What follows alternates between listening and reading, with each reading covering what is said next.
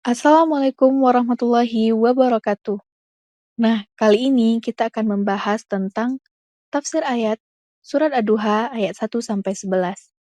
Yang pertama, Wad-duha, demi waktu matahari sepenggalahan naik.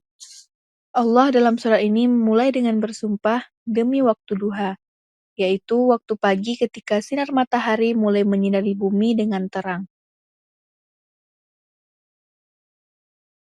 Waktu duha melambangkan aktivitas, kebaikan, dan harapan baru. Hal ini menekankan pentingnya waktu pagi dalam kehidupan manusia, baik untuk bekerja maupun beribadah.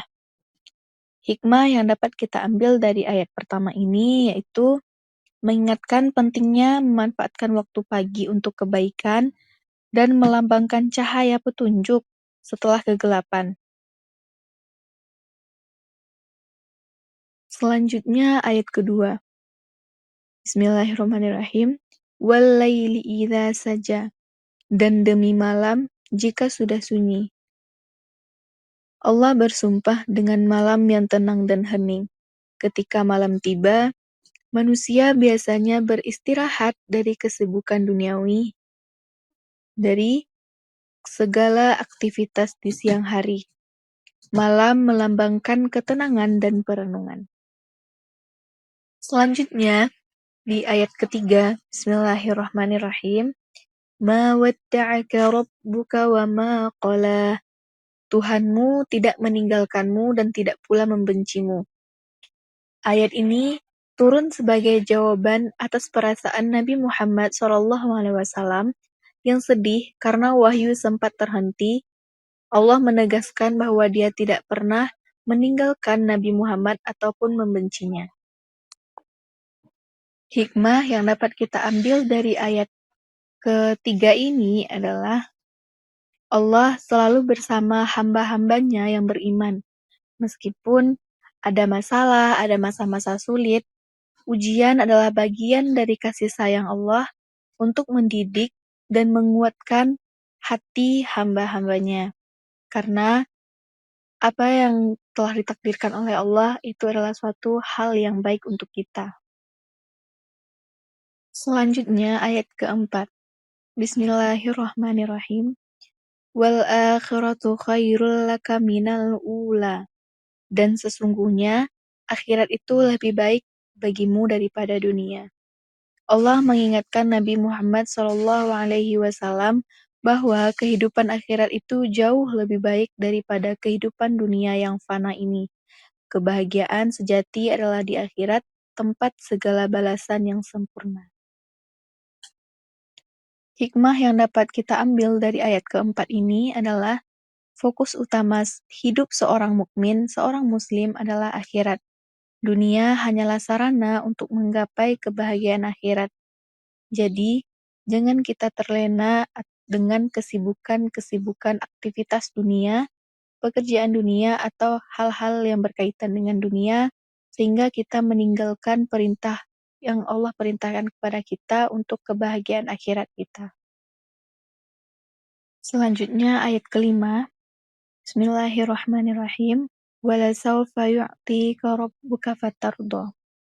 Dan sungguh, Tuhanmu akan memberikan kebaikan kepadamu, sehingga engkau menjadi reda. Allah menganugerahkan karunia yang besar kepada Nabi Muhammad SAW di dunia dan maupun di akhirat. Janji ini mencakup kemenangan Islam, keberhasilan dakwah, dan derajat tinggi di surga.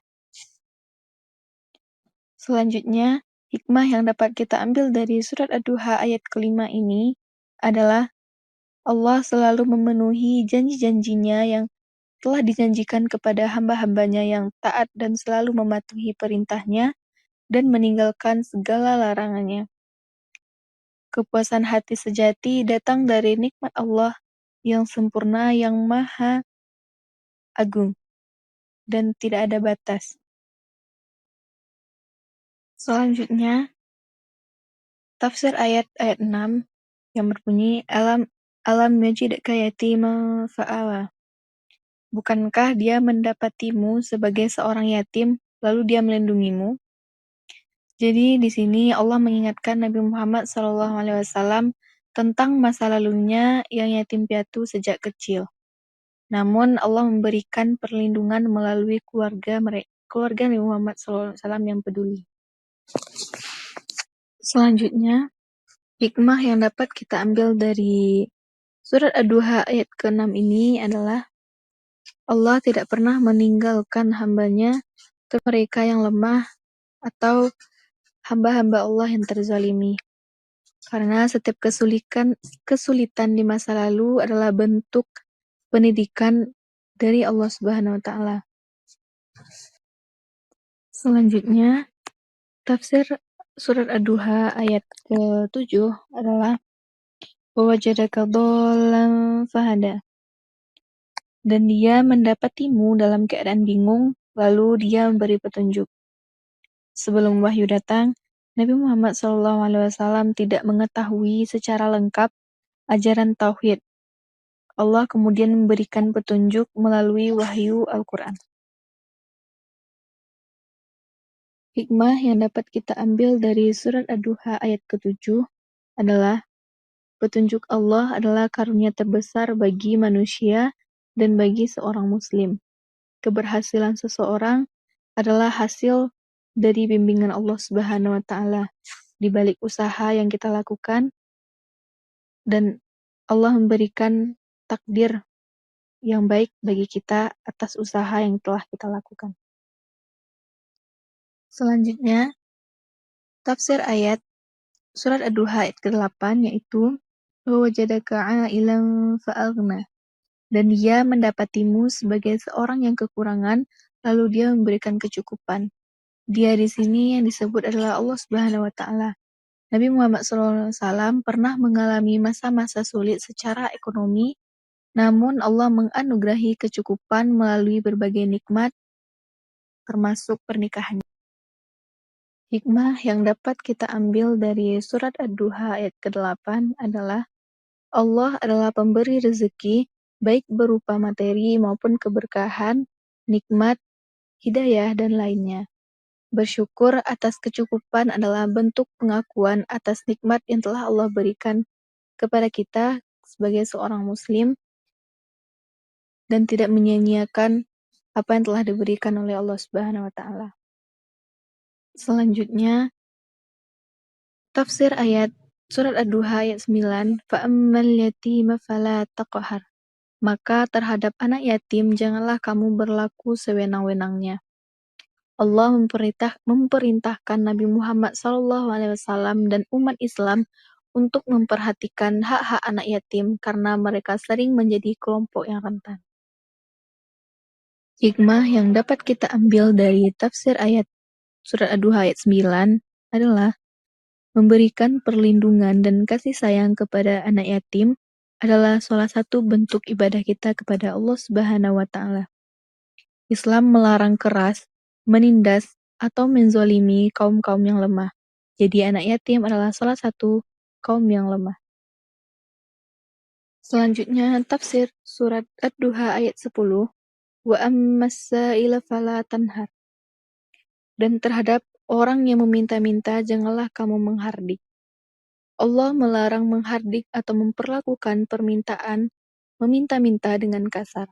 Jika tidak mampu memberi atau mengasihi orang tersebut, cukup menjawabnya dengan baik atau menolaknya dengan baik. Hikmah yang dapat kita ambil dari surat Ad-Duha ayat ke-10 adalah menjaga lisan adalah bagian dari akhlak yang mulia dan akhlak yang terpuji. Memperlakukan orang dengan baik menunjukkan kesyukuran atau bersyukur atas nikmat yang telah Allah berikan kepada kita, walaupun kadang kita masih sering melakukan hal yang dilarang oleh Allah Subhanahu wa taala. Selanjutnya, tafsir ayat surat Ad-Duha ayat 11. Wa amma bi ni'mati rabbika fahaddits. Dan terhadap nikmat Tuhanmu maka hendaklah engkau menyebut-nyebutnya dengan bersyukur. Ini adalah ayat terakhir dari surat Ad-Duha. Allah mengajarkan untuk mengingat dan menyebut-nyebut nikmatnya dengan cara bersyukur, baik secara lisan, hati, maupun perbuatan. Selanjutnya, hikmah yang dapat kita ambil dari surat Ad-Duha ayat ke-11 adalah syukur adalah cara untuk menjaga kenikmatan agar tetap berkah. Nikmat yang disebutkan dapat menjadi motivasi untuk membantu orang lain. Kesimpulan dari surat Ad-Duha adalah yang pertama, optimis, syukur, kepedulian sosial. Surat ini dapat menginspirasi umat Islam agar tetap bersyukur dan optimis, meskipun banyak tantangan dalam kehidupan.